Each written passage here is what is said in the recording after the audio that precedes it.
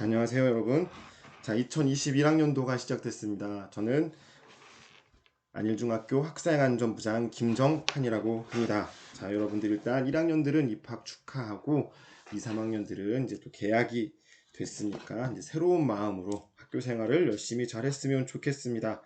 오늘 학교 폭력 예방 교육을 입학식, 개학식과 관련하여 전교생 대상으로 실시하도록 하겠습니다.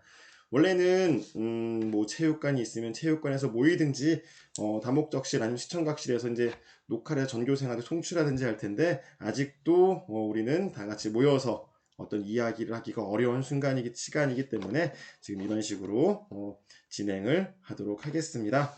일단 뭐 그 녹화 영상이긴 하지만 여러분들한테 이제 전달할 수 있어서 다행이라고 생각합니다. 일단은 여러분들 그 오늘 첫 번째로 학교 폭력에 대한 이야기, 뭐 절차, 그리고 개념, 그리고 신고하는 방법 등에 대해서 이야기를 할 거고요. 그 다음에 간략하게 디지털 성범죄에 대해서 이야기를 해보도록 하겠습니다. 길지 않으니까 여러분들 집중해서 잘 들었으면 좋겠습니다.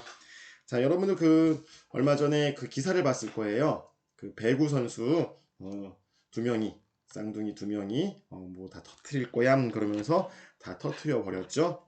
그래갖고 지금 스포츠계, 뭐 연예계, 사회 전반에 학폭 미투 열풍이 불고 있습니다. 그 이야기는 뭐냐면은, 예전에는 학교 폭력을 당했던 사람들이 그냥 쉬쉬하고 넘어가고 자신만의 상처로 갖고 있지만 더 이상 참지 않겠다.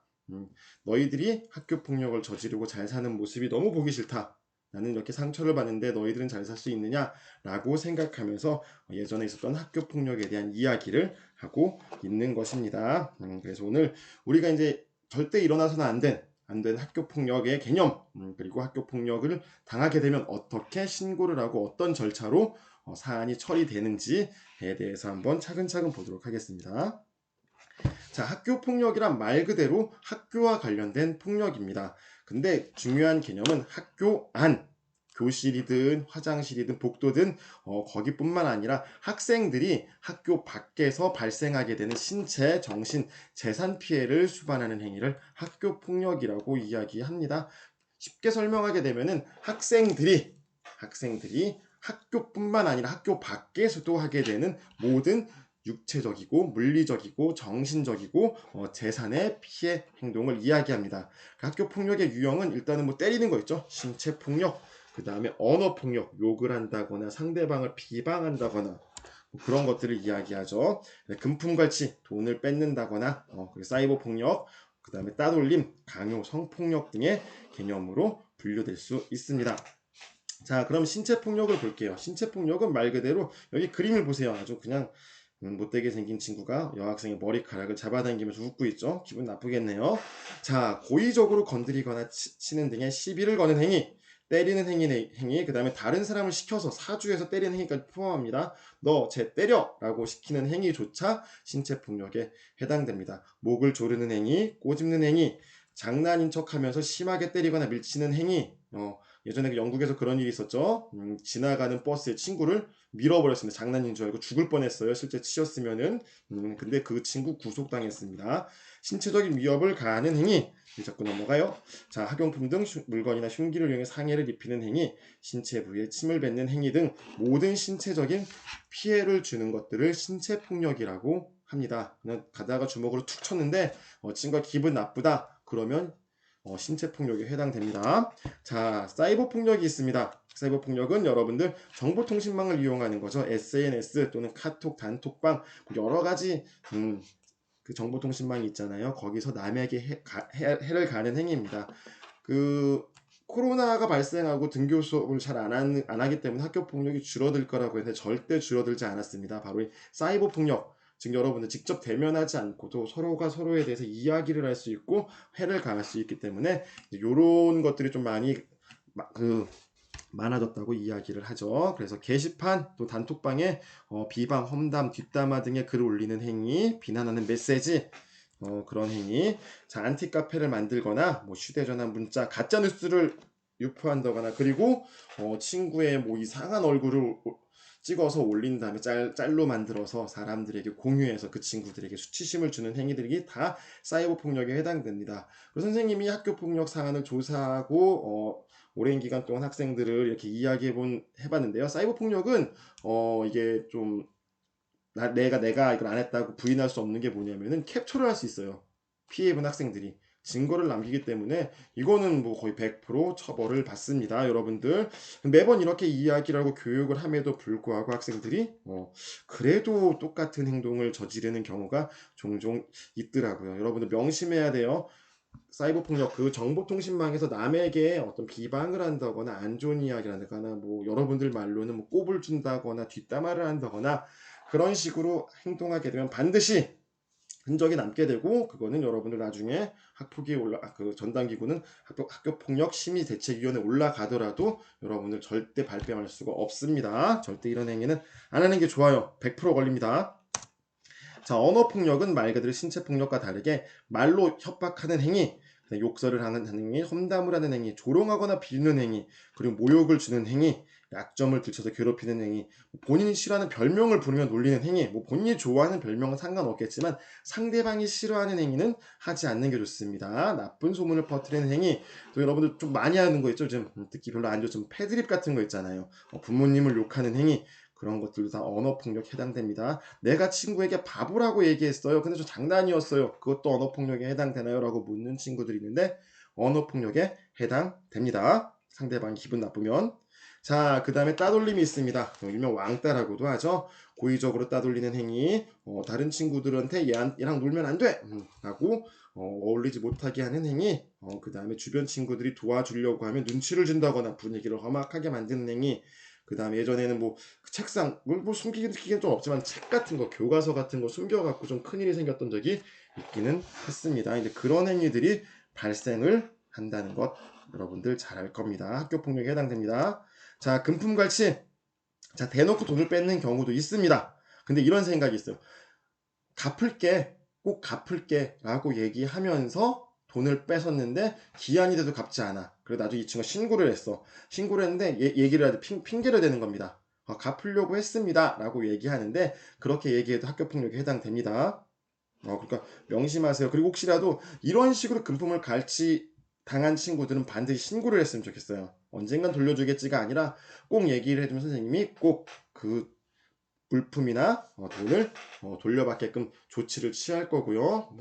이상한 행동을 한다거나 그러면 선생님은 따로 조사를 할 겁니다. 자, 그 다음에 의사에 반하는 행동, 강요하는 행위, 숙제를 시킨다든가 그런 행위들 있죠. 빵 셔틀, 와이파이 셔틀 이런 것들 있잖아요. 그 다음에 요즘 같은 경우에는 그런 거 있잖아요, 여러분. 그 카카오톡 계정을 내놔라 라고 해서 그거를 나쁜 일을 하는 어른들에게 판다거나 그런 식으로 해서 피해가 생기는 경우가 많으니까요. 이런 일이 생길 때는 여러분들 어떻게 할까요? 꾹 참아야 될까요? 절대 참으면 안 됩니다. 그리고 상대방이 좀 세 보이니까 맞서 싸우기 힘들면 어떻게 해야 될까요? 여러분들 제도를 이용하면 돼. 바로 학교를 이용하든 아니면 경찰에 신고를 하든 어른들에게 반드시 이야기합니다. 선생님이 학교폭력 사안 조사해본 결과 자신이 해결하려고 참는 친구들 중에 해결된 친구는 단 한 명도 없어요. 가만히 있으면 정말 바보로 생각하고 이상한 아이로 보기 때문에 더 괴롭혀. 그래서 반드시 선생님에게 이야기를 하면 절차에 의해서 그 다음에 부모님들에게 다 전달해서 반드시 해결하도록 하겠습니다. 그리고 계속 여러분들 신고를 하고 하다 보면은 신고가 빠를까 때리는 게 빠를까? 신고가 더 빠릅니다. 처음에 신고를 하고 나중에 이 친구 보복하면 어떻게? 보복을 하게 되면 어떻게 될까요? 더 가중처벌을 받게 됩니다. 그리고 또 보복한다면 또 신고하면 어떻게 될까? 나중에는 이 친구는 안 건드려. 정말 얘는 건들면 안 되겠구나라는 생각을 하게 되겠죠. 그래서 여러분들 학교에 있는 모든 선생님들을 이용하든지 아니면 학교 폴리스 아니면 117을 이용하든지 부모님께 얘기하든지 반드시 이런 징후가 발생하면 털어놔야 됩니다. 언제? 그 즉시 털어놔야 됩니다. 한두 번 참는 다음에 털어놓는다? 그러면 점점 골마지게 돼요. 그래서 여러분들이 더 피해를 입으니까 반드시 이런 일이 발생하게 되거나 사안이 생기면 선생님들 또는 부모님 아니면 117 또는 학교 폴리스 누구든 어른들한테 꼭 얘기를 해주시기 바랍니다. 자, 그 다음에 아주 심각한 폭력이죠. 상대방에게 성적 모멸감을 주도록 신체적 접촉을 한다거나 말과 행동을 통해서 상대방에게 수치심을 주는, 성적 수치심을 느끼는 행위 같은 것들, 이런 행위 같은 경우들을 만약에 발생하게 되면은 반드시 이야기해야 됩니다. 이거는 이건 정말 중요한 일이고, 이건 발생하게 되면 학교뿐만 아니라 경찰에도 출동하게 되니까 여러분들 이런 일이 발생하게 되면 여러분들 주저하지 말고 바로 이야기를 하게 돼야 됩니다. 사회적으로 민감한 문제이기도 하죠. 자, 학교 폭력 사안 처리 흐름도로 하고 있어요. 자, 초기 대응. 자, 선생님들이 늘 저걸 할 거예요. 학교에서는 한 학기에 한 번씩 학교 폭력 실태 조사를 할 거고요. 그 다음에 여러분들이 사안이 생기면 바로 신고를 해주세요. 그 다음에 사안 조사를 할 겁니다. 그 다음에 학교 교감 선생님, 그 다음에 학부모 선생님들로 구성된 전담기구를 통해서 여러분들 사안을 조사한 다음에 긴급 조치를 할 거예요. 피해 학생과 가해 학생이 붙어있지 않도록 떨어지게 한다거나 등교를 정지시킨다거나 그런 식의 긴급 조치를 한 다음에, 만약에 이야기가 잘 되어서 학교장 자체 교율로 끝나면 끝나겠지만, 아니다, 이거는 학교 폭력을 좀 더 어떻게 해야 된다, 조치를 취하겠다라고 생각하면 교육청으로 넘어갑니다. 그래서 자치위원회, 대책심의자치위원회로 넘어가서 거기서 이제 어떤 조치가 내려지겠죠. 가해 학생들 징계가 내려지고, 또는 피해 학생들에게 보호 조치나 교육이나 아니면 치료에 대한 조치가 내려진다거나 하는 조치가 내려질 겁니다. 그래서 이후에 조치를 취하게 되고요. 조치가 받아들여지지 않을 시에는 다시 조정을 하는 시간을 갖게 될 겁니다. 자, 학교폭력 신고 방법. 자, 학교폭력 신고함이 있는데 요즘 이렇게 좀 아날로그적으로 신고하는 친구는 별로 없는 것 같아요. 그래서 선생님들 수시로 확인해 볼 텐데, 이거에다 넣는 것도 좋지만 여러분들 3층에 있는 학생안전부, 3층 계단 올라가면 바로 있습니다. 학생안전부에 있는 선생님들한테 조용히 찾아온다든가, 아니면 담임 선생님에게 살짝 메시지를 보낸다든가, 그럼 담임 선생님이 학생안전부에 이야기를 해줄 겁니다. 그리고 설문조사를 할 때 여러분들이 거기서 얘기를 하면 됩니다. 그리고 여기 보면 117 있죠. 117에 전화를 하고, 그다음 학교 전담 경찰관이 있을 거예요. 그 경찰관님한테 메시지를 보내도 상관이 없습니다. 라는 것 좀 알아두시면 좋아요.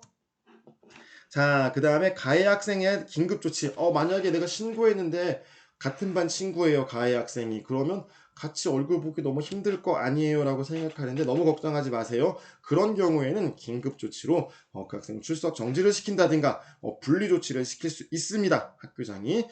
그리고 요거를 가해 학생, 나는 싫어요, 교실에 있을 거 얘기하면은 징계를 받을 수 있다는 거 알면 되고요. 자, 디지털 성범죄 몰카라고 이야기하죠. 그 다음에 야한 동영상 같은 것들, 야한 사진 같은 경우들을 재유포한다든가 이런 식으로 하는 것, 그 다음에 성적 괴롭힘, 카톡으로 자신의 음란한 사진을 보낸다든가, 이런 것들은 되게 중범죄로 처벌받는다는 것 좀 알아뒀으면 좋겠습니다. 자, 그리고 이런 것들이 발생했을 때는 여러분들 반드시 어떻게 해야 될까? 그런 이게 안 좋은 사진이나 영상이 나한테 도착했다 그러면 증거 자료로 확보를 반드시 해놓고 어떻게 해야 돼요? 보호자한테 알려야 됩니다. 알리고 그냥 상담 신청을 받던지 해서 해결해 나가는 게 좋다고 생각이 듭니다. 그리고 언제나 그 담임 선생님 또는 학생안전부 선생님들이 여러분들을 도와주려고 노력을 할 겁니다. 그래서 신고를 하게 되면은 흐지부지 넘어갈 생각 없습니다. 특히 선생님은 절차에 따라서 꼼꼼히 자세히 조사하고 피해 학생들이 상처받지 않도록, 그리고 가해 학생들이 다시는 재범을 하지 않도록, 다시 똑같은 잘못을 저지르지 않도록 조치를 취할 거니까요. 언제든지 이야기를 해주셨으면 좋겠습니다. 라는 거 알아두세요. 자, 그러면 영상 한 편을 볼게요. 학교 폭력을 당했다는 폭로가 경계를 넘어서 번지고 있습니다. 여느 온라인 게시판에도 나도 피해자라는 이른바 학폭 미투가 확산하고 있는 건데요. 누구는 그 오래된 일을 왜 지금 와서 언급하냐고 하지만 시간이 지나도 결코 잊을 수 없다는 게 피해자들의 증언입니다. 김수근 기자가 보도합니다. 한 30대 직장인이 인터넷 커뮤니티에 올린 글입니다.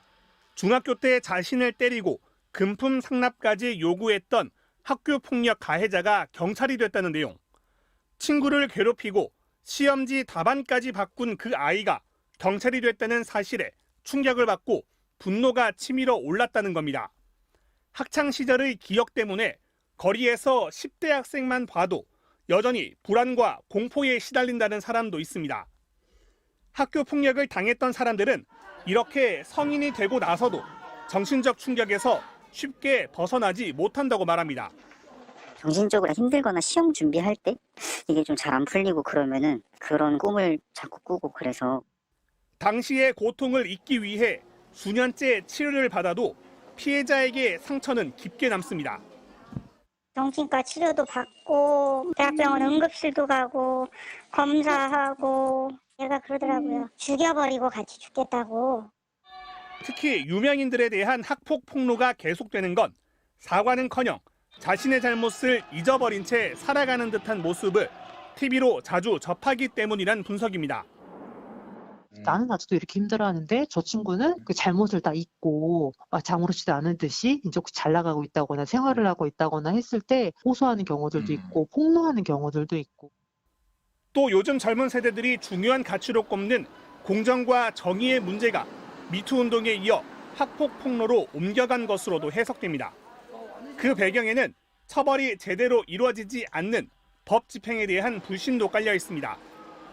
다만 무차별적 폭로가 자칫 여론 재판이 될 수도 있는 만큼 학폭 피해자를 구제할 수 있는 대책 마련과 함께 학폭은 범죄 행위란 사실을 학창 시절부터 교육시키는 게 중요하다고 전문가들은 강조합니다. MBC 뉴스 김수근입니다.